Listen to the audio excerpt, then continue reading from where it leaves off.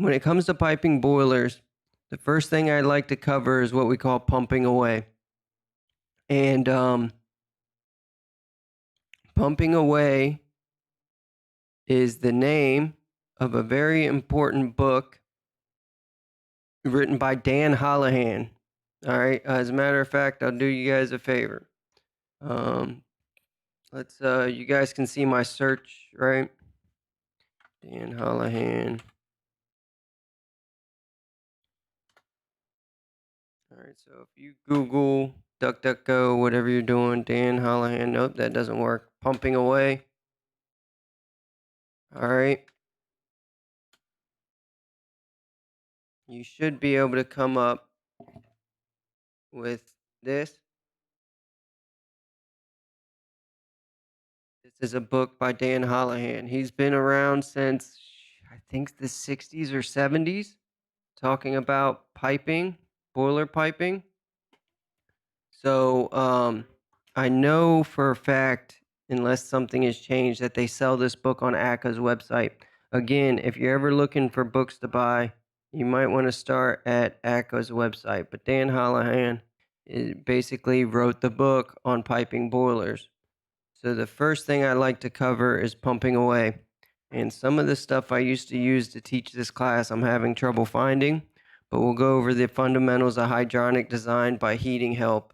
And as a matter of fact, while I'm here, I'm going to save this into the saved documents for class, and I will post this so you don't have to Google it on the Google Classroom website later on. So the basics of pumping away is the first step in properly piping a boiler. And we're going to talk about what you're going to pump away from, but it's probably one of the most important things when it comes to piping boilers. On piping boilers and chiller systems, if you properly pipe them, they'll tend to take care of themselves pretty well. The only bad thing about boiler and chiller systems in general is that you're dealing with water, oftentimes piped with steel pipe or very thin wall copper type M, things like that. And issues that you have, especially on chillers, from leaking or sweating, but on boilers as well. If there's leaks and things like that, you add more water back into the system, which adds more air. As long as the system stays closed and you don't have air in the system, none of the piping is going to corrode, and you're not going to add any contaminants, and you're not going to have many issues. So properly piping them and doing your best job to make sure you eliminate any possibilities of leaks and things like that is one of the most important things you can do. So that's rule number one. Try and make sure that everything's nice, tight, and clean the way it's piped, so you don't have to worry about introducing air and having to make a lot of repairs. Valves that isolate circulators in the boiler and things like that, so that parts can be replaced without having to bleed the whole system, help a ton as well, because you can leave most of the water in the system while you work on it. And then the next most important thing is piping it so that it's easy to bleed, because bleeding air, especially from radiant systems, can be a nightmare. So you want to try and pipe it so that it basically bleeds itself of any issues or of any air inside the system. And there's ways that you can make sure that it does that pretty well. One of the first things you can do is try to make sure that you grade the system, put a little bit of grade on the piping going up to your air vents. So you grade the piping just a little bit up. It's actually really nice if you 45 off of your main and then go over to hit your radiators and things like that, and then pipe the return back so that it grades back down just a little bit, so the whole system will drain pretty well. But grading the piping up towards your air vents keeps you from having little traps. And if you have traps, or you have a point where you go up and back down, and by traps I mean if the pipe goes down, over, back up, and back over, then You want to, one, be able to bleed those, and two, if you kind of trap up where you go up, over, and back down, then you need an air vent or something there, or a valve or something where you can bleed air from those spots. On smaller systems, it might not kill you, but on bigger systems, it can. You can get the system airlocked and you'll get air hiding in spots, and you want to try to avoid that. You want everything to grade up to the highest point. So that's one thing to think about when you're piping a boiler.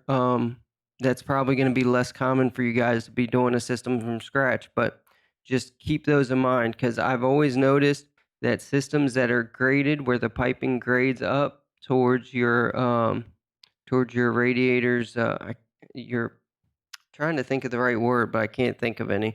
Basically, your radiators or your baseboards or your air handlers, whatever the case may be, is if you kind of grade up to those, when you 45, you come up at an angle off your main so that everything kind of naturally goes up.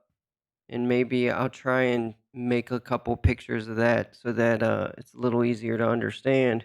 Systems that are piped well seem to do very well as far as being maintenance free and not having a lot of issues. When you see well piped systems, you notice that they haven't um, been messed with a whole lot. Whereas when systems are piped poorly, or they're hard to bleed air out of the system, then you'll see those ones get worked on the most. The more a closed loop like that, the more a hydronic system gets worked on, the worse off it is, right? Because every time you work on it, you have to bleed it. You have to put more new water in the system, which introduces new sediment, which introduces new air, which is a problem. It's just like any closed system, really, right? When we're talking about refrigeration, the more you have to work on that system, the more likely you are to get non-condensables or contaminants or something like that in the system, and that just causes more problems down the road. So those are kind of some things to keep in mind by themselves. But after that, what to keep in mind is, is this even the right one? Boiler piping. So the first couple of things on this are on radiant-based systems, and we're not going to talk about that right now. What we're going to talk about is boiler piping, the proper way of piping a boiler. All right, pumping away from the boiler, air separator, and expansion tank. Air separates best at lowest pressure, okay? Suction side of the circulator and the highest temperature, the discharge side of the boiler. Discharge pressure on circulator will be equal to the static fill pressure, so that's the pressure your pressure relief valve is set at, right? Plus the differential pressure created by the circulator. So we're going to bring this in, we're going to talk about this a couple times, but the circulator isn't really a pump, right? It's a circulator. It's there to circulate water. So always think about your circulation pump as just think about it. Think about it like a circulation fan or anything else. Don't think of it as pumping. It's not like a well pump, right? It's a circulator, and you'll see hopefully what I mean by that as we talk about some other things. But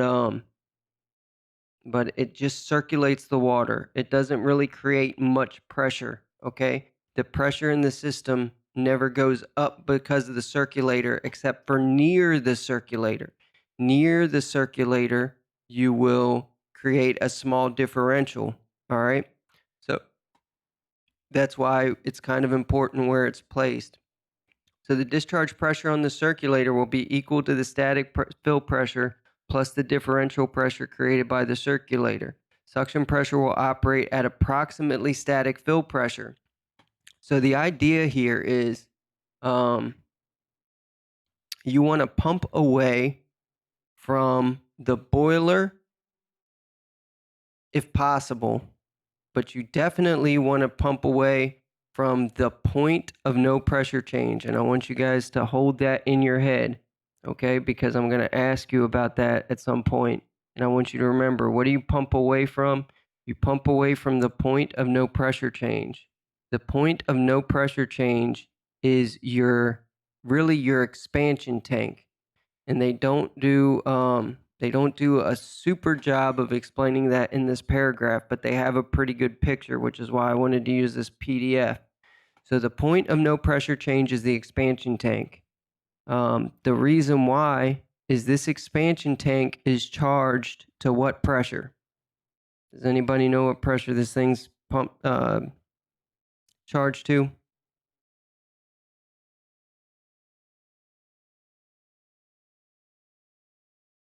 Anybody? What's the charge pressure on your expansion tank?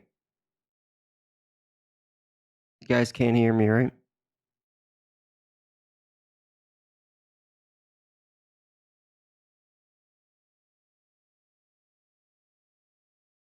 I'm saying, what's the pressure of the expansion tank? The expansion tank in the boiler system. So this, can you guys see my cursor?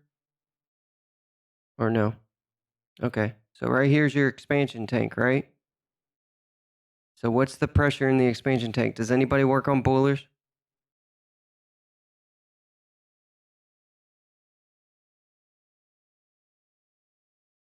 Maybe. All right. So the expansion tank should be charged to the system pressure. So if this system operates at 12 psi, yeah, the expansion tank will be at 12 psi, and oftentimes they're pre-filled to 12 or 15 psi. I want to say the pre-fill is 15 psi, but I could be wrong. It might be 12. Doesn't matter. We'll talk about proper pressures in a boiler system probably by the end of this class, or at least at some point. But the proper pressure in the boiler system isn't important yet. But the expansion tank should always be charged to system pressure. So if this boiler is a 12 psi system, the pressure in this expansion tank should be set at 12 psi. If the system's a 30 psi system, then the expansion tank should be charged at 30 psi. And for any of you who do water heater installations, it's the same thing. You need to make sure that you pre-charge the expansion tank before water is applied to it, because you won't be able to read it properly if you already turn on the water to the expansion tank. But before the expansion tank is connected and the system is it's open to the system, the expansion tank should be pre-charged to whatever you're going to set the pressure at. For a water heater, you need to read the city pressure coming into the house, and then you need to pre-charge the expansion tank to that pressure before you put it in. Water heater expansion tanks are commonly preset at 50 psi.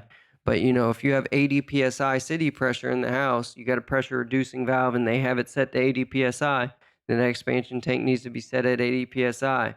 This boiler system pressure is it's 15 psi, then you need to pre-charge this tank to 15 psi. Looking for my phone because I heard a text. I don't know where I put my phone. Dang it. How did I set that thing?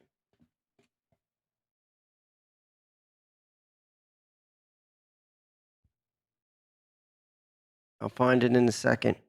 Sure, it's a guy from class texting me. But anyway, the point is that if this expansion tank is charged as system pressure, okay, then the pressure at this expansion tank, the system pressure won't change. Any of you guys ever work on a well system or live in a house with a well?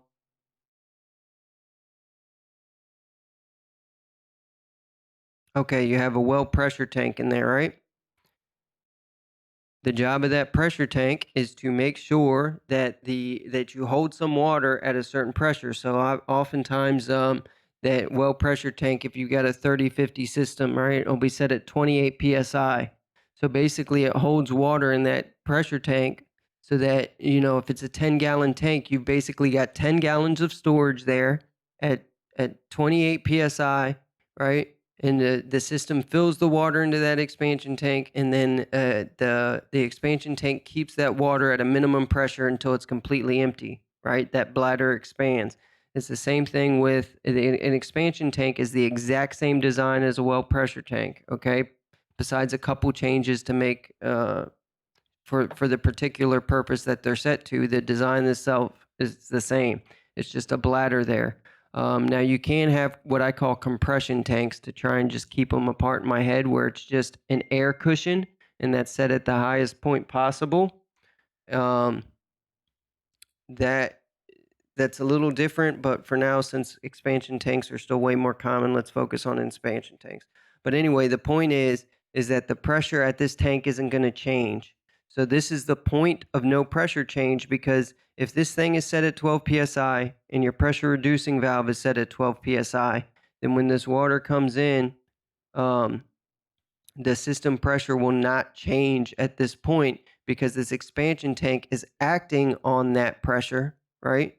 So this is the point where pressure does not change in the system, where your expansion tank is located.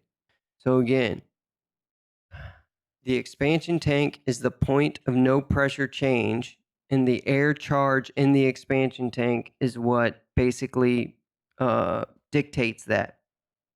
So since the pressure will not change at this point in the system, you pump away from that point of no pressure change, and you will get the best results separating air at that point.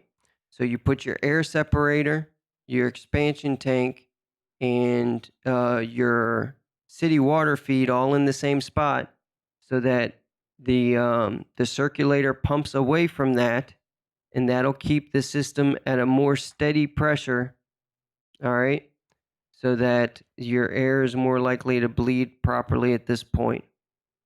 So on the discharge side of the boiler, okay, on the discharge side of the boiler, the hot water side, you should have your air separator, ideally, okay, your air separator with your city water feed going into the bottom of that, and your expansion tank all at the same spot. And if you guys notice, they like to package all this stuff kind of together as an air separator with a point to tie in your expansion tank and your makeup water feed. That means that when the water comes in, any air in the water automatically gets bled through the air vent in your air separator. Your expansion tank is right here in case it's necessary, basically, as the water expands, and the hottest water comes through here, which is where the air is going to be most separated. When you think about a soda, right? A cold soda holds more carbon dioxide and holds more fizz, right? Inside the soda if it's cold, and as it warms up, it releases that gas quicker. Gas gets entrained in a cool liquid better than it does a warm liquid. So on the discharge side of your boiler, where the water is the hottest, is where your air is more likely going to be able to separate, because the water doesn't want to hold that air as easily. And that's where it's going to release those small bubbles of air easier, is off the hottest side of the boiler. Does everything so far kind of make sense? Have I explained that halfway decent? Hopefully. All right, so just remember, these are the sentences I want you to remember. You pump away from the point of no pressure change. So you pump away from the point of no pressure change, and the point of no pressure change is where the expansion tank is. And ideally, your expansion tank is located at the same spot as your makeup water feed and your air separator. Those should all be one combination, kind of just like this. So the best way to pipe a boiler is so that your circulator, which is what they're showing here, pumps away from the point of no pressure change, which is your expansion tank, which hopefully that's where you piped your makeup water feed and your air separator. And ideally, that is on the discharge side of your boiler. It doesn't have to be, but this is the absolute best arrangement right here as far as boiler setup. Give me just 1 second, like 30 seconds. I'm going to try and find my phone so I can figure out who's texting me.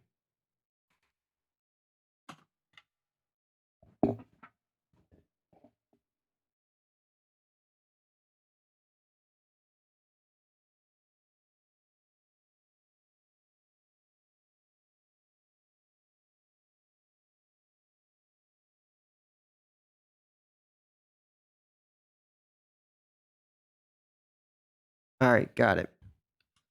Okay. So, I'm going to talk a little bit more about the rest of this diagram and some of this other stuff in a minute.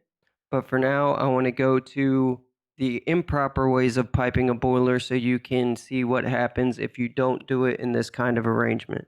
If you guys got any questions as we're going through it, let me know, and I will do my best to cover and explain them.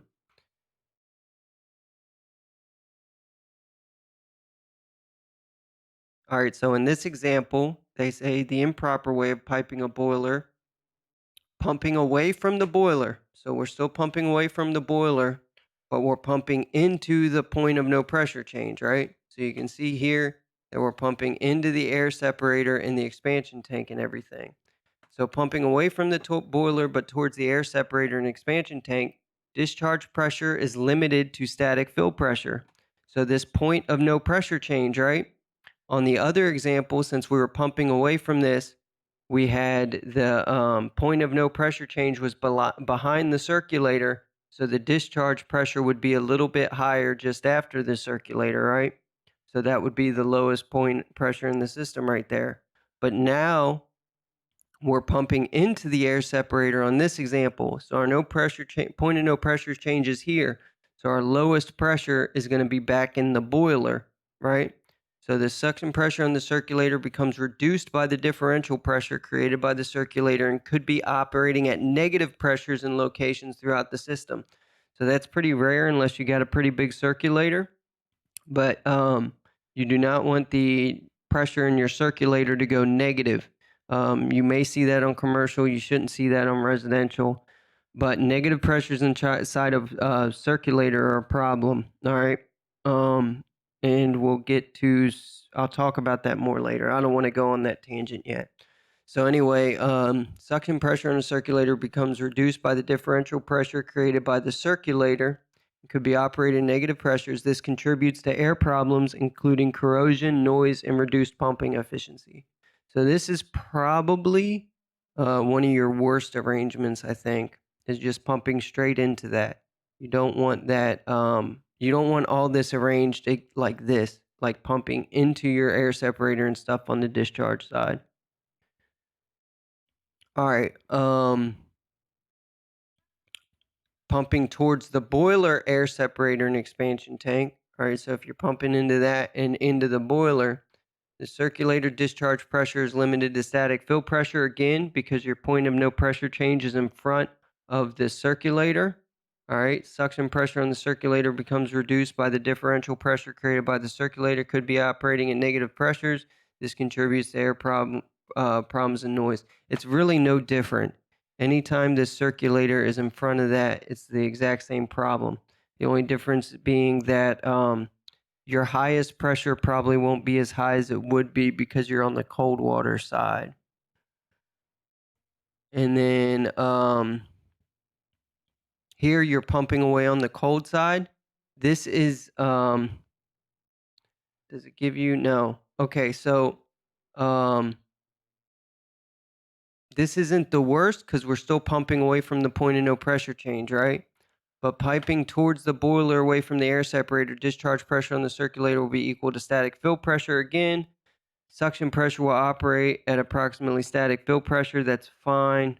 The pressure relief valve will see the higher circulator pressure, reducing the operating range. So the reason why this is not as good as doing this on the discharge side is because basically you've got the discharge pressure of the circulator inside the boiler. And since you've got the discharge pressure of the circulator inside the boiler, your pressure relief valve is going to see the highest pressure in the system, which is going to lead to a bigger possibility of blow off and replacement of water through the fill regulators, and that'll contribute to air problems and noise and corrosion and so on and so forth. Cold water filling of the hot boiler can also lead to damage. So oftentimes they'll recommend you do not fill the water on the cold side of the boiler, because if the system's operating at a reasonable temperature by the time it tries to fill, then what's going to happen is you're going to get cold water shock to the boiler. And a lot of boilers want a minimum and a maximum delta coming back into the boiler. So you don't want to all of a sudden fill 50-degree water coming into the makeup water feed on a 180-degree boiler. That's going to give you a greater possibility of causing some kind of damage in the heat exchanger. Now, is this highly likely? No, it's not really highly likely, but it could happen and it could be a problem. You don't want to shock a boiler with extremely cold water. Really, you don't want to shock pretty much anything. I mean, it's not great. You know, they even say don't cool off a fitting that you just brazed too fast.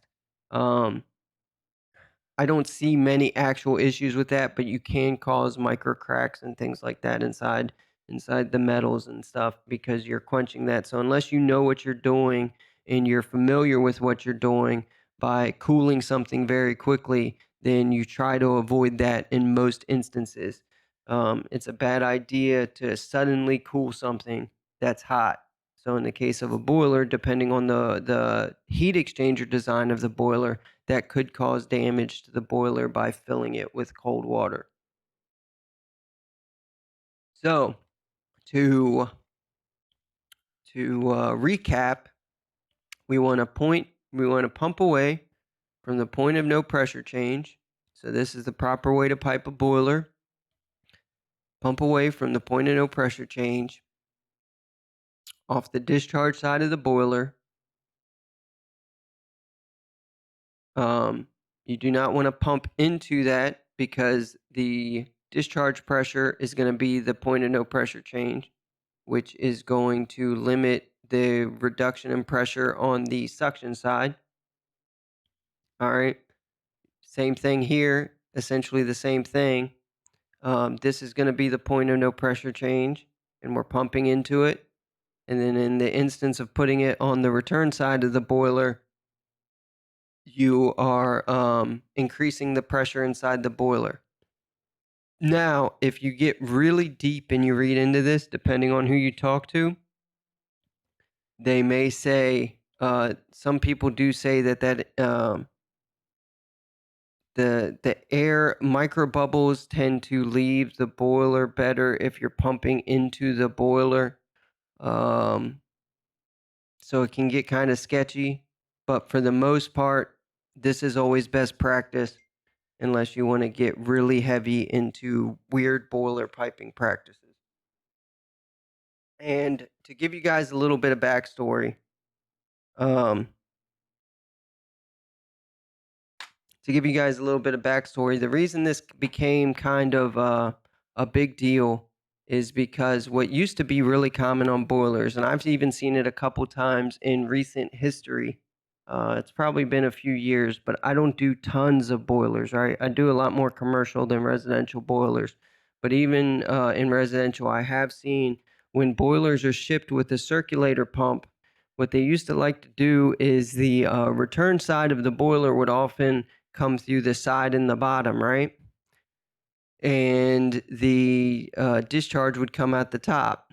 So what they would often do when they were packaging boilers, the easiest and most efficient way to ship them was to package that circulator pump on the return of the boiler. That was the simplest way for them to ship that package because it would make it the smallest package possible. So guys would often just leave that circulator where it's located on the boiler when it's shipped.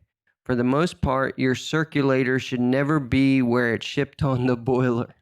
Believe it or not, even though they ship them like that, even though it comes integrated with a pump, a lot of times where they place the pump on the boiler is not the best place for the circulator.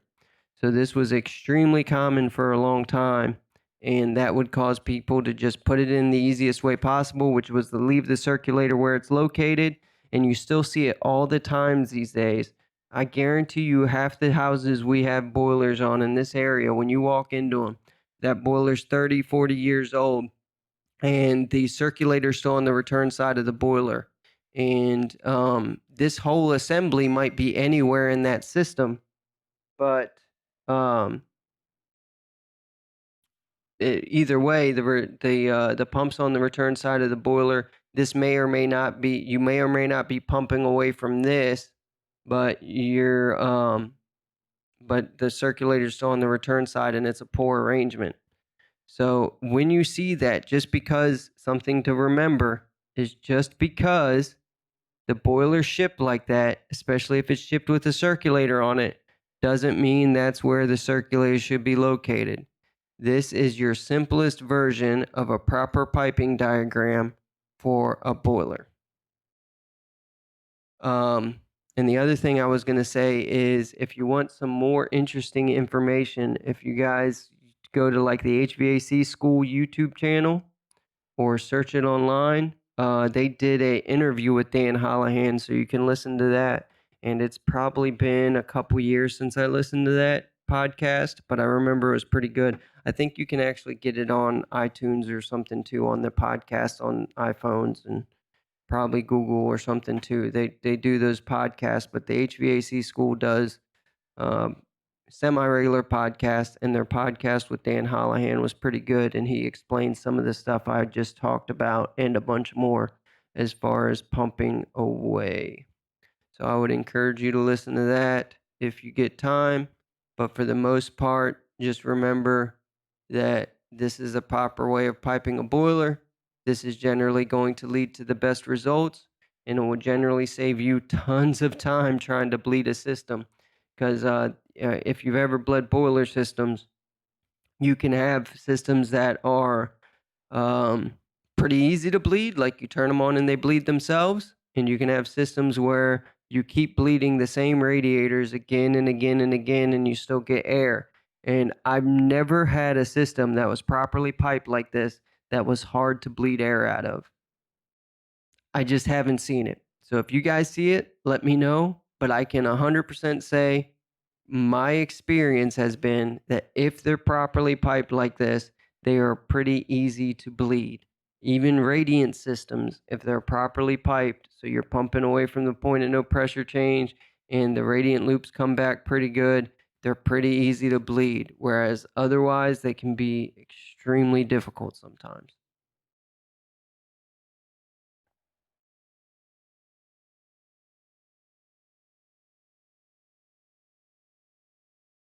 Right, so fundamentals of hydronic design here. The system circulator should pump away from the boiler, expansion tank, air separator, and fill assembly. A low water cutoff should be installed on every boiler. That's a code requirement. We'll talk about code requirements for low water cutoffs later. There is an exception to it now, I think, but in general, you should always have a low water cutoff on a boiler. So if you don't have one, you should install one unless you know better. I think they allow a flow switch in lieu of a low water cutoff. I think they added an exception in the code, but unless we go through the code and I say that, for now, a low water cutoff is required on every boiler unless you know better. And then there should always be a minimum of 2 temperature controllers, one for safety, high limit, one for control. Should always have a high limit on a boiler. Prevent non-condensing boilers from return water temperatures below 140.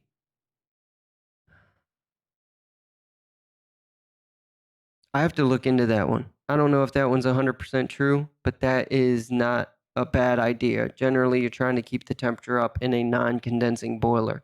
On a side note, condensing boilers operate best at the lowest temperatures possible.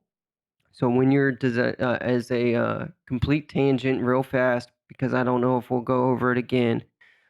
In general, if you're going to use a condensing boiler, those are best for radiant heat systems or fan coils with very large coils in them, very large hot water coils that are designed for a low water temperature.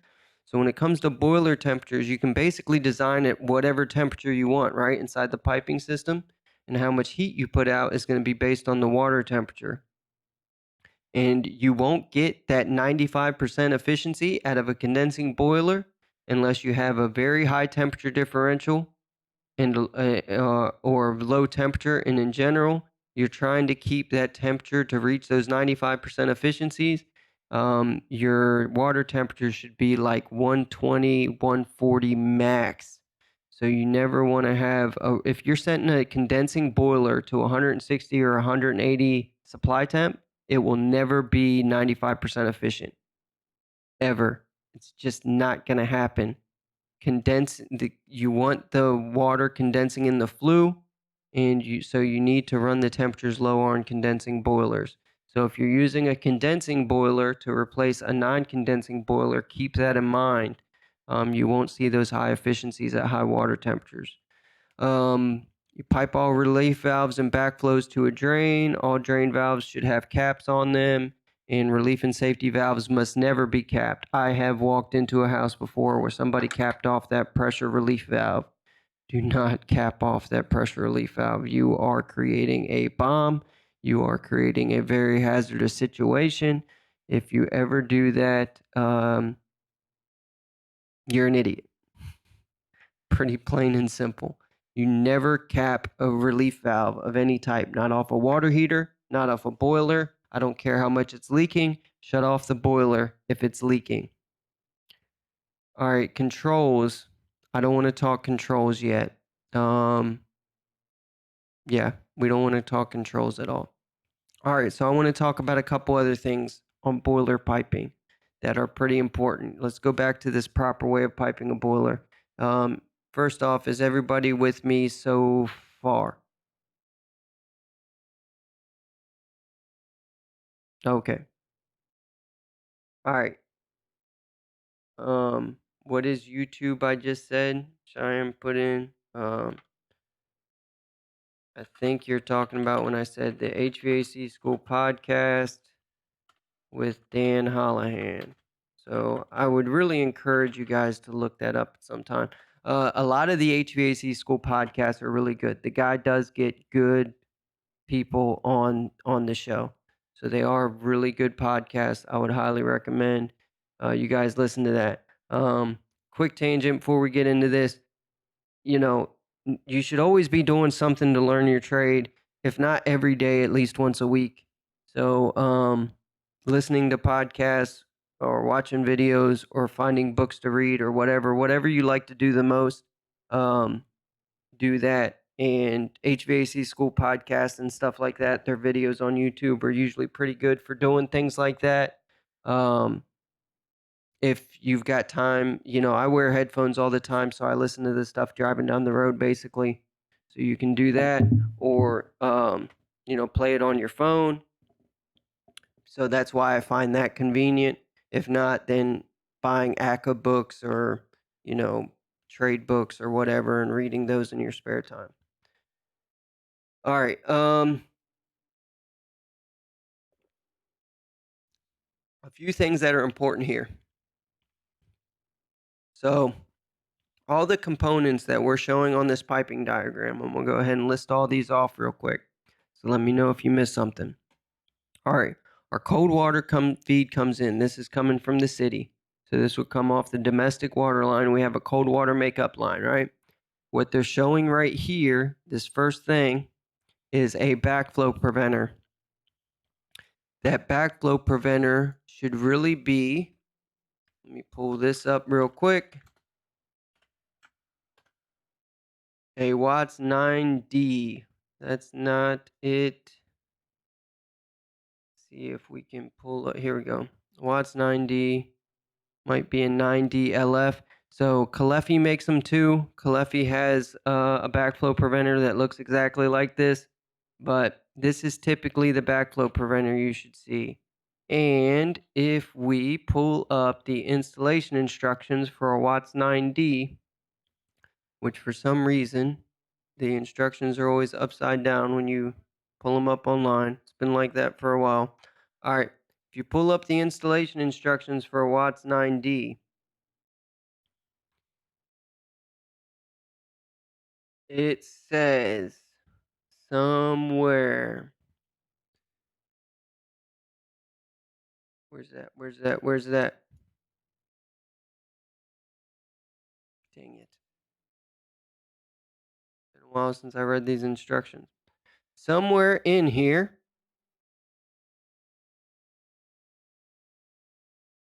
we'll talk about more about this in a couple minutes. Where in the heck?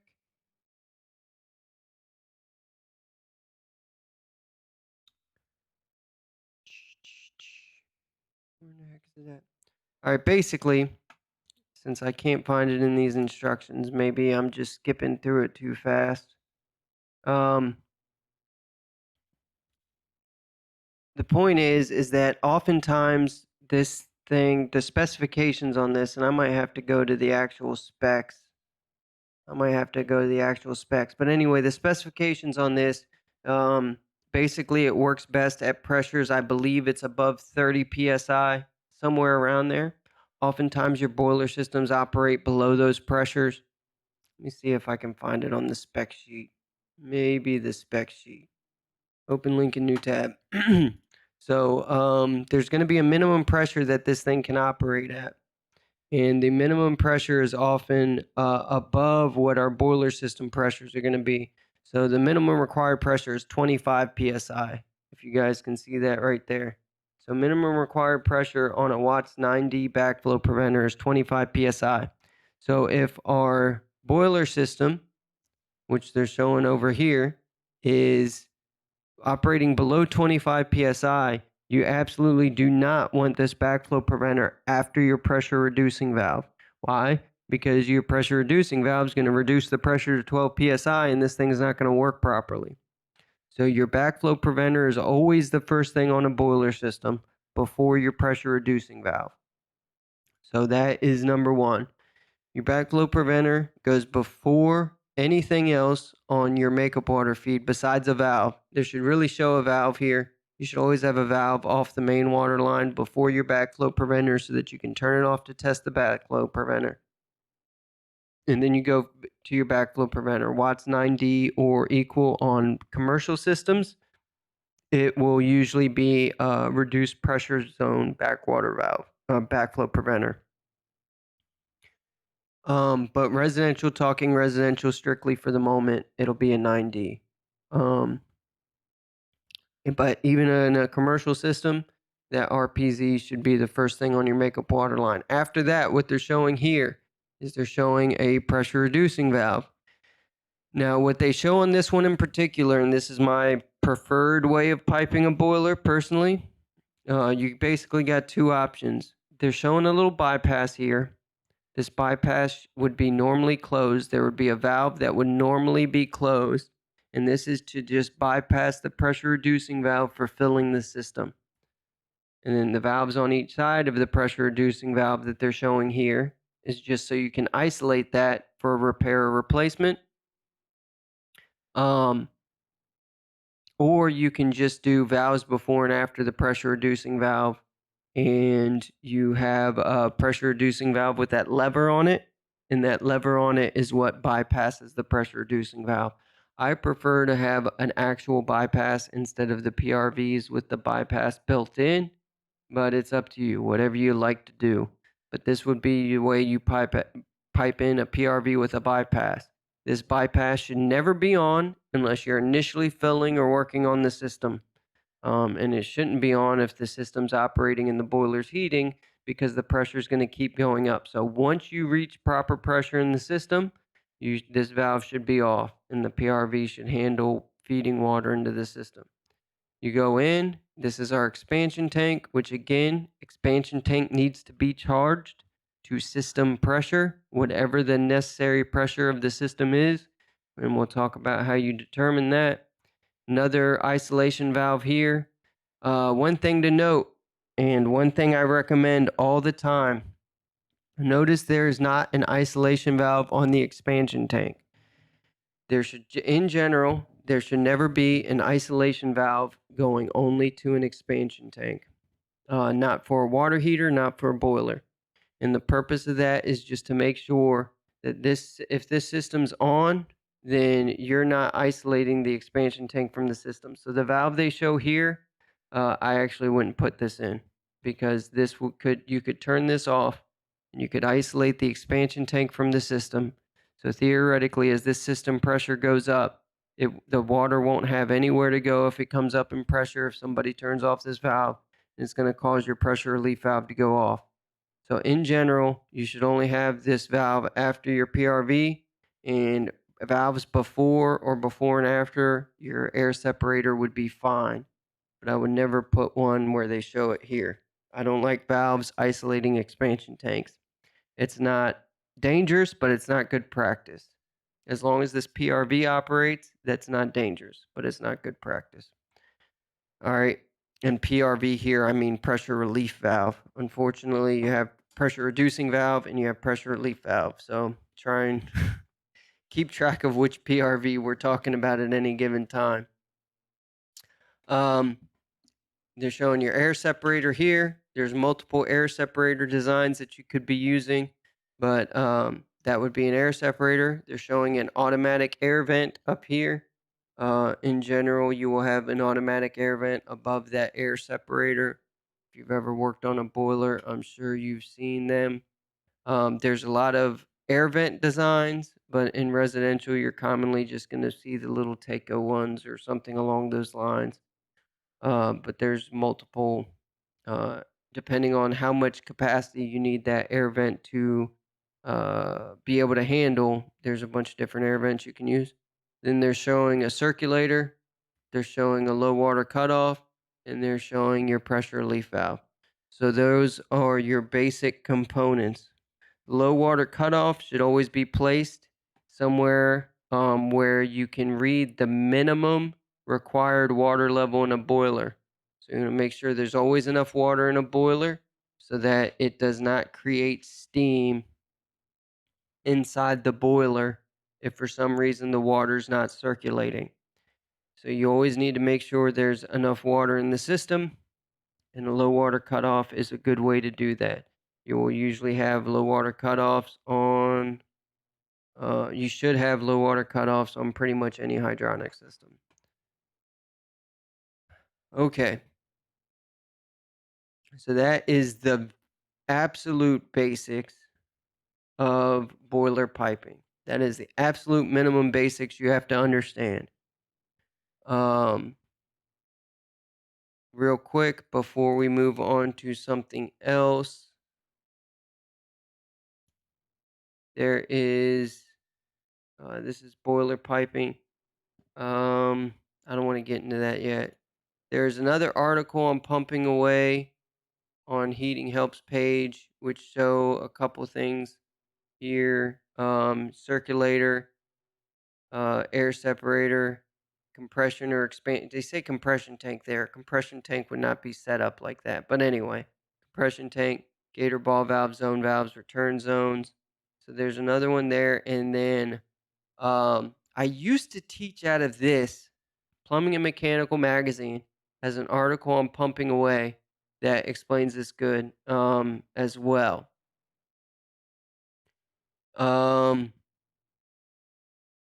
So I guess we'll read it real quick, but the reason I didn't use this article again this year is because these pictures are all of a sudden, for some reason, too small for you guys to see, and it really irritates me. And even if I zoom in, all right, you can't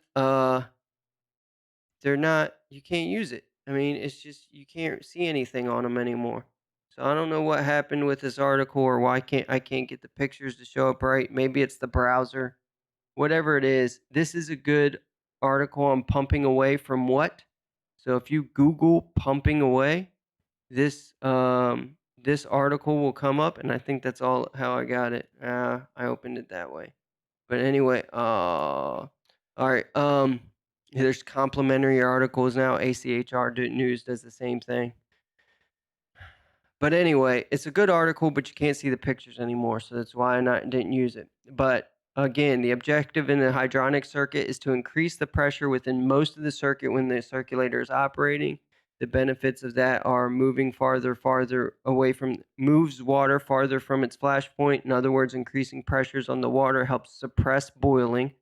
This is especially important in preventing vaporous cavitation in the eye of a circulator's impeller. And that's the next thing I want to talk about briefly. It can also suppress cavitation in throttling valves. So cavitation, we're going to talk about in a minute. All right, molecules of dissolved gas are encouraged to stay in solution, thus ensuring quiet operation of the circulator. All right, so you want small micro bubbles of gas to stay dissolved, and at the same time, anything larger you want to eject. It helps eject any air that's accumulated in the air vents, and air is prevented from being sucked into the piping circuits at points that might be drawn to subatmospheric pressure when the circulator operates due to incorrect design. So again, we're trying to keep it from operating at below a negative pressure anywhere, because anytime the system operates below a negative pressure, just like a refrigeration circuit, will suck air into the system that has to be ejected again. Any air we suck into this system is going to also help speed any corrosion of the piping system itself. So these are all bad things. So in this article too, it also talks about to make this happen, the circulator needs to pump away from the point of no pressure change. So just like I said, the point of no pressure change. In a simple hydronic circuit, the point of no pressure change is where the expansion tank connects to the circuit. The circulator should pump away from that point. So here they show some boiler diagrams that you can't see, but basically these are just things that we already looked at in other diagrams. Here's a good point right here.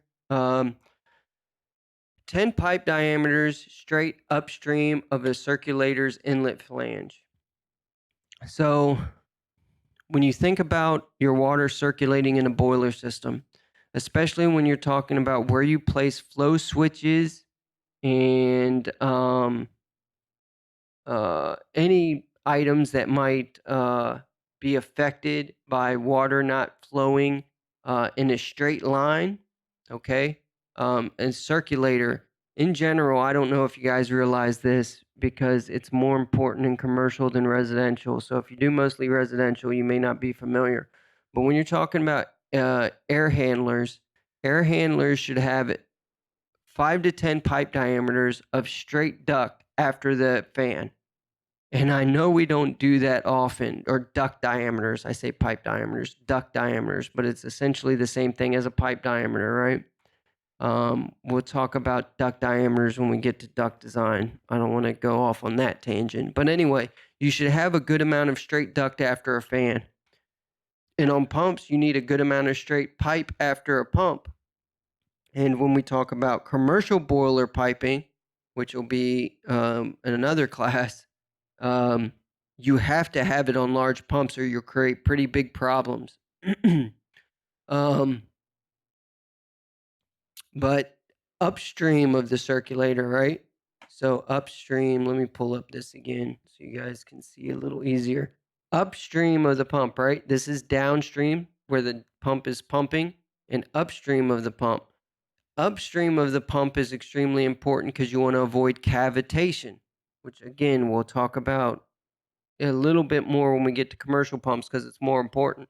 But even on residential pumps, if this is, say, a 1-inch pump, there should be 10 inches of straight pipe before that pump so that the water's flowing smoothly into the pump and it won't cavitate. Oh,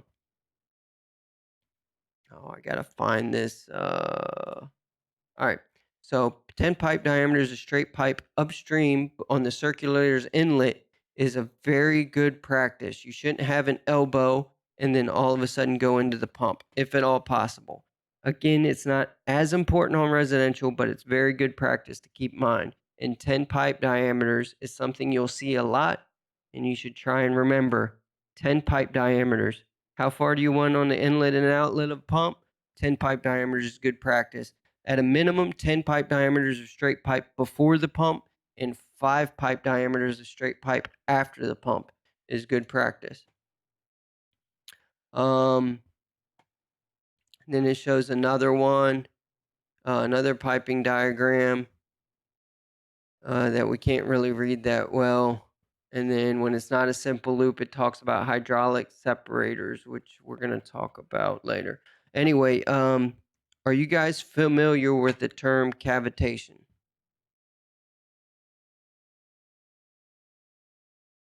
What is cavitation?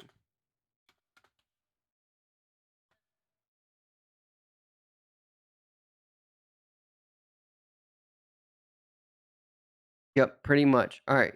So if you guys can see this Google search, this is pretty good explanation of it right now. So cavitation is the formation and accumulations of bubbles around a pump impeller. This tends to form liquids tends to form in liquids of any viscosity as they are being transported through and around a pump system. When each of these tiny bubbles collapses or bursts, it creates a high energy shock wave inside the liquid. So what happens is, if you've got a very low suction pressure or you're not feeding water into the pump at a pace that can keep up with the pump, and if you really want to try hearing it, if you've never heard cavitation before, I would not recommend you do this on a large pump, but on a small pump, you might be able to get away with it. If you have valves before and after the pump, start closing the valve before the pump on the suction side of the pump. And as you feed the pump less water, you can start to hear that gravelly sound he was just talking about, and that is cavitation. So if it sounds like a pump is pumping gravel, that the pump is probably cavitating. And the cavitation, basically, there's a negative pressure created inside that pump impeller. And basically what happens is as you reduce the pressure, the water flash turns into steam. All right. The lower pressure causes the boiling point of the water to be lower. As you lower the pressure, the boiling point of the water gets lower, right? The boiling point of any fluid gets lower as you reduce the pressure. So if the pressure goes into a vacuum on the inlet side of a pump, the bubbles form, turn into steam, collapse, and they cause this damage that you see right here, right, on the pump impeller. So I've actually seen even small pumps, like those small Taco 007s. I've seen when they're not piped with a decent amount of straight pipe before, and it's piped really poorly. I've seen those impellers just fall apart. I mean, I've opened up Taco 007s with no impeller left, essentially. The impeller had just disintegrated because of cavitation. All right. So if it can happen to those small pumps, which really don't create that much of a negative pressure, it can happen on any pump. All right. So anytime you hear that sound, look for reasons why water's not entering the pump properly. It could be poor piping. It could be a valve partially shut off before the pump. But it's always a problem. So you always want to avoid cavitation. Cavitation is going to limit the life of that pump by a large amount. On large pumps, that can be extremely expensive and in some cases dangerous. All right. So a quick one more quick tangent. It's starting to get late, but one more quick tangent. On pumps, valves before and after a pump are generally good. We just talked about what happens if you close the suction side valve of a pump. All right. If you got a valve before and after a pump, if you close the suction side valve of the pump, what's going to happen is you're going to cavitate the pump, and that's going to be the bubbles basically collapsing, that water boiling, splashing to vapor, exploding on the impeller, and cause cavitation. If I close the discharge side valve of a pump, what's going to happen? Anybody know?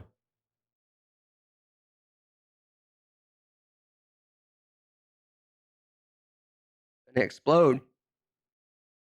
If we close the discharge valve, why would it explode? It's a good guess, but I want to know why it would explode.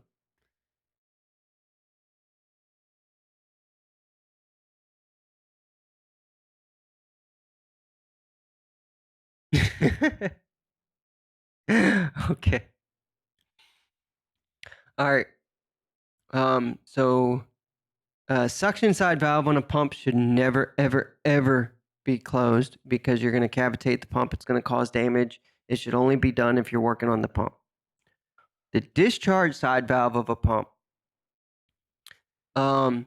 What's going to happen if you close that valve is it's going to increase the head pressure that the pump has to work against. Pumps work against head pressure, and we're gonna end up getting into this Tuesday because we're not going through it tonight. It's at least a 2-hour class. So either by video I'll go over this, or on Tuesday we'll go over it.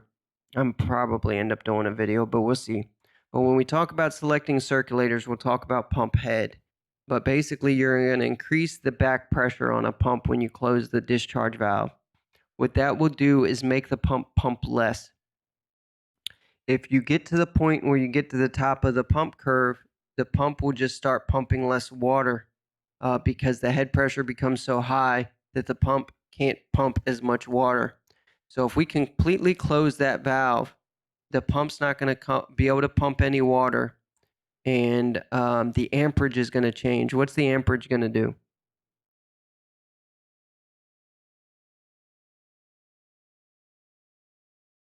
If I close the discharge side valve on a pump, what will happen to my amp reading on the pump? Why would it increase?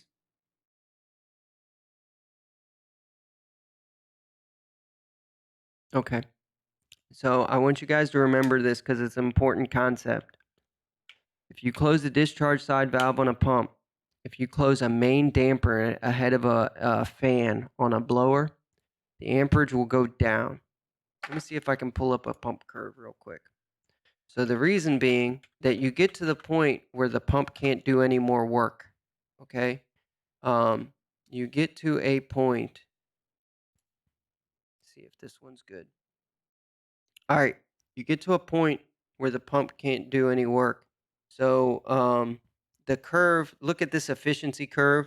This isn't the best pump curve, but I'm not searching a million times for a decent pump curve.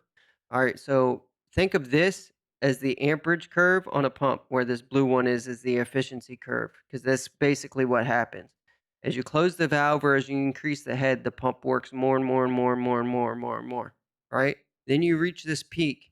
It's basically the most head it can work against. All right. And the most it's going to be able to pump at that head.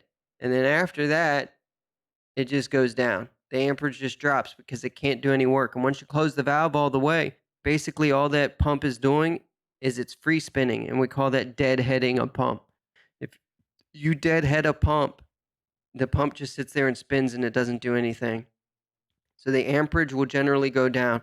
Now, keep in mind when we're talking about fractional horsepower motors, very small pumps, again, like little Takeo 007s and stuff, you may not even be able to notice it because those things run at like 0.3 amps. So if you deadhead the pump, it might run at 0.29 amps. But anyway, the amp just basically goes into where it's freewheeling. And the same thing happens with fans and everything else. So if you ever notice that a fan's not doing anything or a pump's not doing anything at all, and it's got a low amp reading, it's probably because it's working against more head or more static pressure than it's able to, because it gets to the point where it's basically just not doing any work. It's just free spinning. So if you close the discharge side valve on a pump, the amperage goes down. I want you to remember that because it helps you think about what happens when you create too much resistance on anything that circulates a fluid. Anytime something that circulates a fluid is not able to do any work, it's not going to do any work. If you put too much pressure against it trying to move that fluid, then it's just going to sit there and free spin and not do anything. It could. Um, you're not really worried about that with pumps because the motor's still spinning. If the water somehow contributes to the cooling of the pump, then it could. Oftentimes it doesn't, though. Most pumps aren't designed like that. There are some scenarios where it may be. On blowers, though, if we're talking about circulating another fluid, such as air, a blower wheel is cooled by the air going across that blower, and it will burn up a motor. If a fan is not doing any work and no air is circulating across that blower, it will start to overheat. Um, that's probably not its most common method of overheating, but it is a possibility. It can cause overheating on a regular motor. or a blower motor. I shouldn't say a regular motor. All right. There's something else I was thinking about going over on this pump curve. Oh, I was just going to mention pretty quick. I'll try and look at some more pump curves with you guys at some point. But anyway, notice too, see this is actually an efficiency curve, but notice something. So you can think about this on how the amperage would work out, but this is also how the efficiency of a pump works out. So the reason you don't want to oversize, right, or undersize a pump is because there's a particular point where the pump is most efficient. So on this particular pump, they're showing whatever pump it is, right? You can see the efficiency goes up and up and up and up and up and then goes down. And this would be the point where the amperage starts to drop on the pump. If the pump is undersized, right? If the pump is undersized, it's going to be over here on this efficiency curve. It's going to be undersized for the head it has to work against and how much you need it to pump. So it's going to be inefficient in this range. So if this is the pump is undersized, if the pump is oversized, it's going to be over here, right? And it's not going to be as efficient. There's always a point at which a pump is most efficient, and that's generally where you want to select a pump. We'll talk about that more on selecting circulators. All right. So let's just cover real quick feet of head. So we'll talk about, I'll cover this real brief. Oh, come on. What is this? Feet of head to PSI. That's what I want. Oh, it's a converter. I wanted a chart or something. That would be nice. All right. Oh, we'll just do it like this. Okay.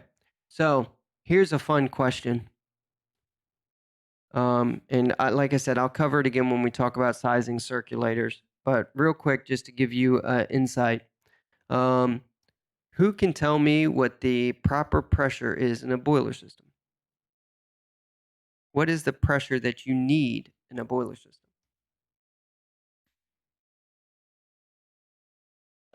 Matter of fact, while you guys are thinking about that, I'll see if I can find a better article on it for funsies.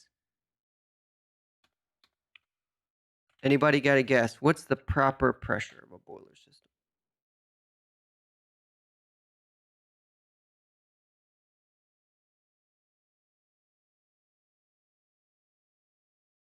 I don't like Inspectopedia's articles very much. I don't know why. I just don't like them.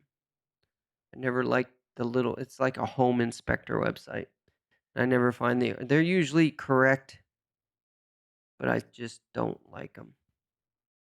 I thought I could find a better article. Maybe not. Nobody's got any guesses on as to how you know what the pressure in your boiler system needs to be.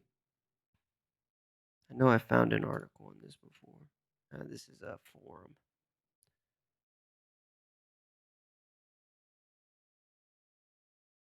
Guess not. I'm not going to be able to find an article. All right. You guys suck. You won't even give me a good guess. Okay. Boiler pressure. Huh?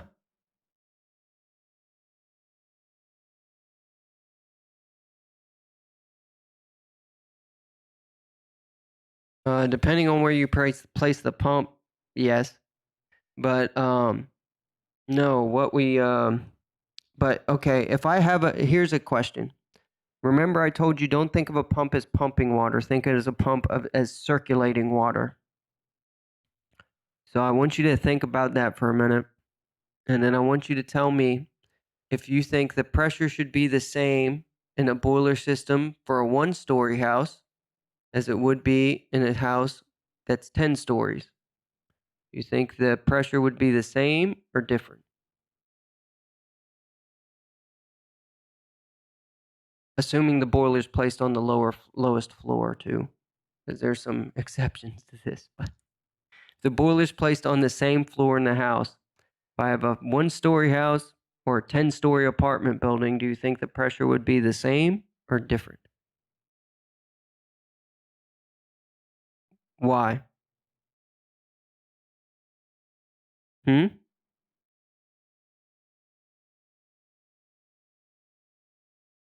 Farther away is closest. All right, so you can convert PSI, huh?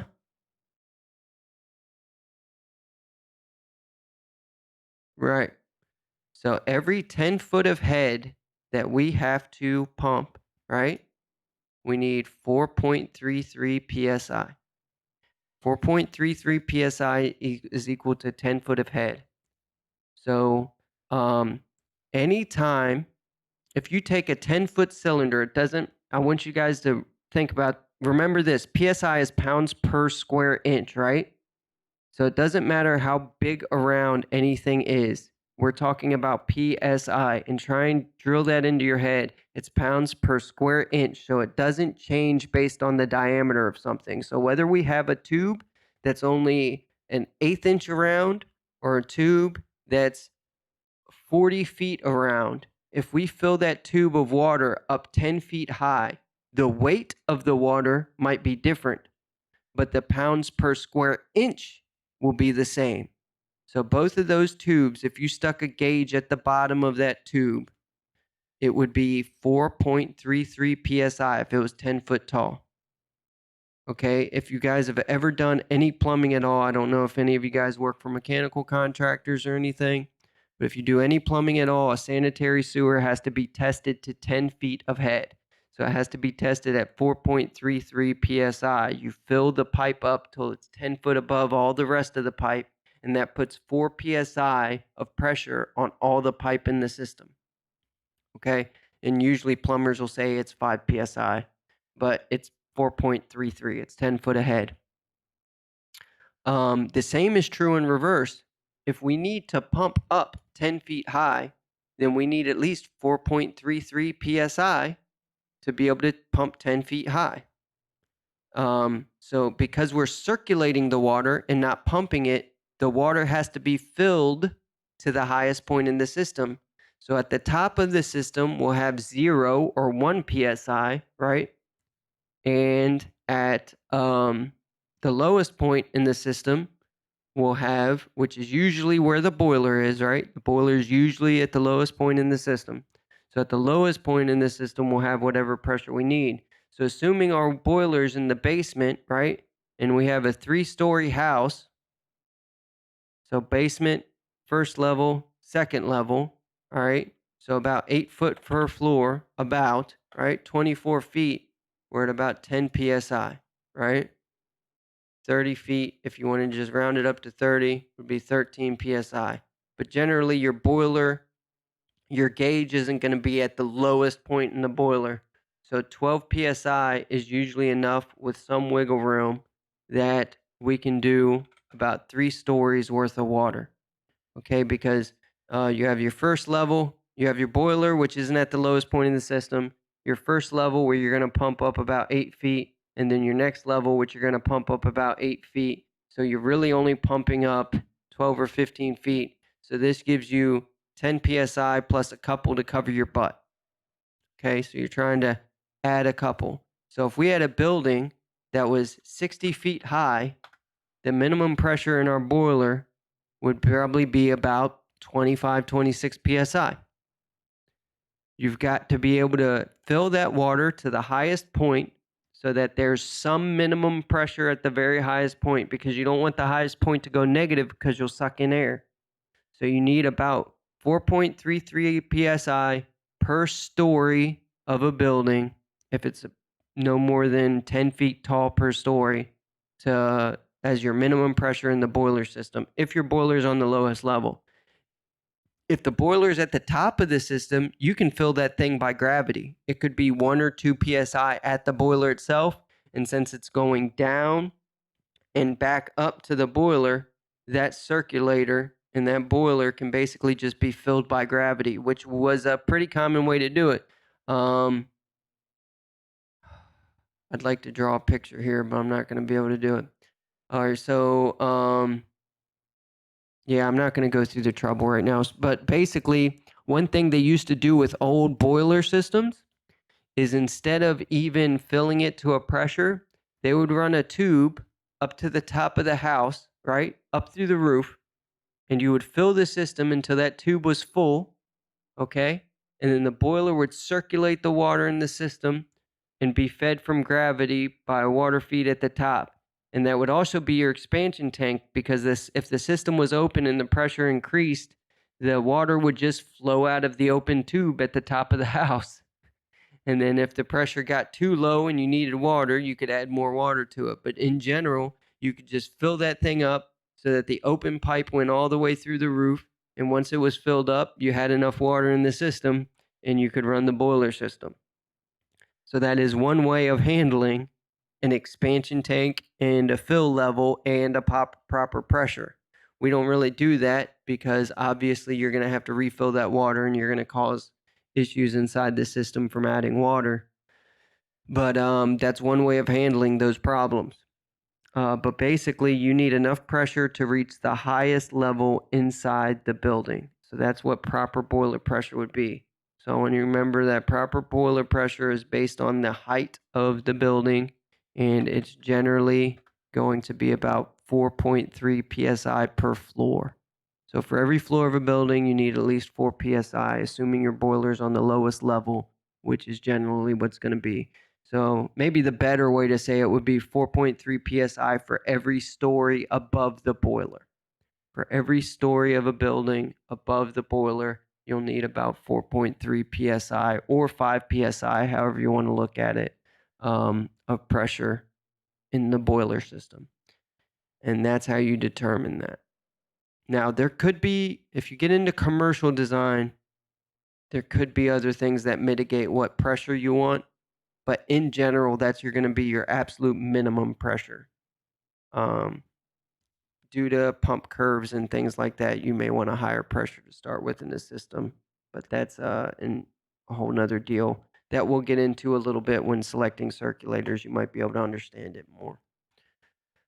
But that's how you determine minimum pressure. So that's why we're at 12 psi most of the time in residential, because in general, you're usually not working on over a 3-story home. That's why you see 12 psi all the time. That doesn't mean that 12 psi is some magic number that you should always follow. It's just typical of what we need in residential scenarios. Before we quit, one more thing I want to talk about briefly. Just real fast. I wanted to go over this. I don't want to go into this too deep. If you guys need to, I'm gonna post this in. I'll post this in Google Classroom too later on. But on high efficiency boilers, you do not just pipe in a loop. So if you're dealing with a condensing or a modulating boiler, this is not how you pipe a system. We do not just pump away from the point of no pressure change and create a big loop like this. So if you've never done a condensing boiler, I have a couple suggestions for you. Huh? Oh, I have a couple suggestions for you. One, read the manual for the boiler. Do not just put a boiler in, a high efficiency boiler in where there's already a regular boiler. They are two different animals. All right. So, number one is they are not piped the same. A condensing boiler is almost never, ever piped the same as a standard boiler system. So, you can't just add a condensing boiler where there's already a boiler. Typically, how a condensing boiler is going to be piped is like this. Okay. No, I don't like that picture. Where's the picture I like? That's one way to do it, but I don't like that picture. Come on, come on, come on, come on. Give me the picture. This is the one I like. All right. This is typically how you're going to pipe a high efficiency boiler. All right. This is your best picture. Maybe I'll try and circle this one when I put it on. So if you look at piping diagrams for high efficiency boilers, you're going to, the boiler is always going to have its own circulator, and the manual for that boiler is going to have a distance that 2 T's can be apart, and these 2 T's go through the boiler and back into the loop, and then you will have a loop for your zones, and you might have other pumps on the individual zones, you might not. But the point is that this, you have a primary and a secondary loop. Your primary loop is here. All right, your secondary loops are your circuits and your boiler, depending on how you want to consider primary, secondary loop. All right. Anyway. So what this does is you have one circulator that's circulating through the system. Okay, so this is keeping water flowing through the system. And this pump is going to come on when the water needs to be heated. Oh, well, no, I'm sorry. It's going to stay on. And when the water needs to be heated, the boiler will come on. So the boiler is not taking all of the water in the system at once. It is only taking the flow that it can handle through the boiler. So oftentimes the primary loop is going to be able to handle a ton more water than this individual boiler. So you will scavenge water from the system into the boiler and slowly heat it. Because if you pumped all the water through the boiler, it would move too fast for the boiler to be able to operate and modulate, because the flow cannot be as much as the system flow generally. So you're going to have this little scavenger side that the boiler runs through. So I'm not going to do like a whole class on piping condensing boilers, but your best method of learning this is when you do a high efficiency boiler, make sure you read the manual on properly piping it. Generally, what you'll end up doing is creating one of these. You'll just create a closed loop like this on the existing boiler system. So if the boiler was right here, right? If you're pumping away from the point of no pressure change and the boiler was already right here, you'll just create a loop off of where the boiler was and close that loop and add your high efficiency boiler. Now this PDF is interesting because Calefi does have a way. They use a hydraulic separator so that you can do this, but this is an extra component you'd have to have in the system to be able to facilitate that, but this is another option. And apparently this is supposed to be a really nice option. I've never done this with a hydraulic separator, so I can't give you good recommendations on it, but this is another way you could add a condensing boiler in an existing system with a hydraulic separator in it. And this is supposed to be a good method. And in my experience, Calefi does pretty good on recommendations, so it's probably a good method of doing it. So